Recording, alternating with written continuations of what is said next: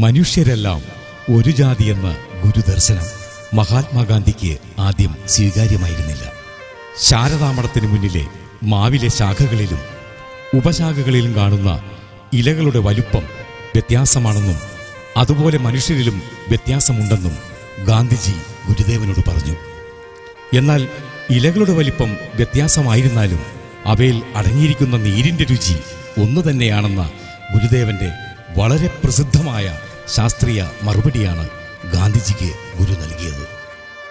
ലോകചരിത്ര താളുകളിൽ തങ്കലിപികളാൽ എഴുതപ്പെട്ട മഹാത്മാഗാന്ധിയുടെയും ശ്രീനാരായണ ഗുരുദേവന്റെയും കൂടിക്കാഴ്ചയ്ക്ക് 1 നൂറ്റാണ്ട് തികയുന്നു.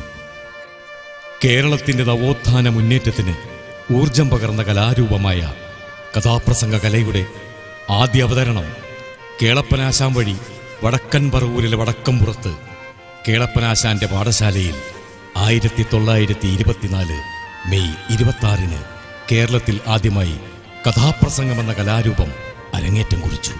ഗുരുദേവന്റെ ചൈതന്യവത്തായ ദാർശനികമാനം കൈവരിച്ച കുമാരനാശാൻ, ഡോക്ടർ പൽപ്പു, പണ്ഡിറ്റ് കറുപ്പൻ, കേളപ്പനാശാൻ, സത്യദേവൻ എന്നിവരുടെ ഏക മനസ്സാണ് പ്രഥമ കഥാപ്രസംഗ അവതരണത്തിന് ആധാരമായിട്ടുള്ളത്. വേദങ്ങളും സ്മൃതികളും അനുശാസിക്കുന്ന പ്രകാരം ചാതുർവർണ്ണ്യ വ്യവസ്ഥിതിക്കനുസരിച്ച് ഐത്താചാരങ്ങൾ നിലനിന്നിരുന്ന കാലഘട്ടത്തിൽ കുമാരനാശാന്റെ ചണ്ടാല ഭിക്ഷുകി എന്ന നാമത്തിൽ ആദ്യ കഥാപ്രസംഗ കലയെന്ന കേരളത്തിലെ നവോത്ഥാന കഥാപ്രസംഗം അരങ്ങേറ്റം കുറിച്ചിട്ട് 1 നൂറ്റാണ്ട് പിന്നിടുന്നു.